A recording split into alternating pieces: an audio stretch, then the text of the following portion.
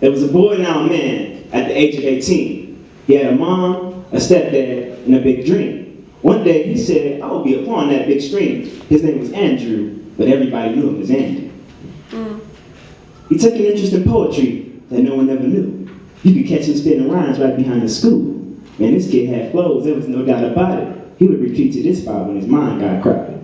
On a cold day, sitting with his hands deep within his pockets, mind filled, emotions racing, about to blast off like a rocket. Isolated from the world, heart closed like a locket.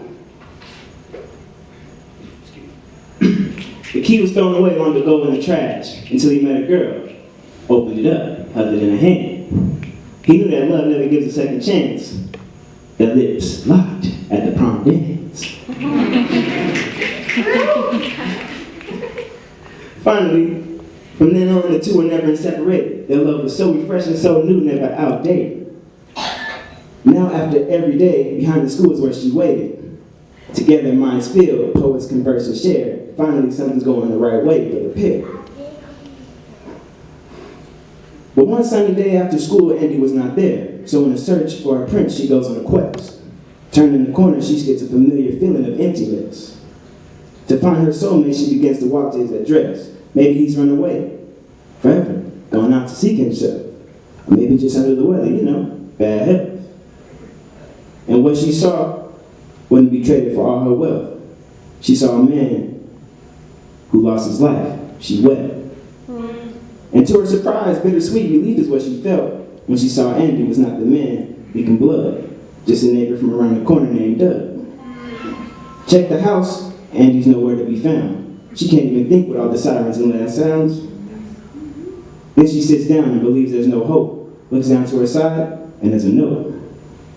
Addressed to anyone who finds this here. As she reads, she cries out tear after tear. Andy had shot his dad. His balloon finally popped, along with a 9mm Glock. He knew that on his back was a clock. You can hear it tick, tock. Knowing that the cops will kill him if they show up, he grabs the gun and he tries to run, but there's nowhere to go. As he's surrounded, the cop yells, "End of the road." He knows he's now an adult, and prison is where he'll go. So he puts the gun on himself in a loud, simultaneous "No!" And there he is, another corrupted dead kid. This is how nobody wanted it to end. 3 weeks later, here we are at Andy's funeral, and speaking as his one and only true friend. Tears rolling down her cheeks, she begins. There was a boy, now a man, at the age of 18. He had a mom, a stepdad, and a dream. One day he said he would be upon that big stream. His name was Andrew, but everybody knew him as Andy.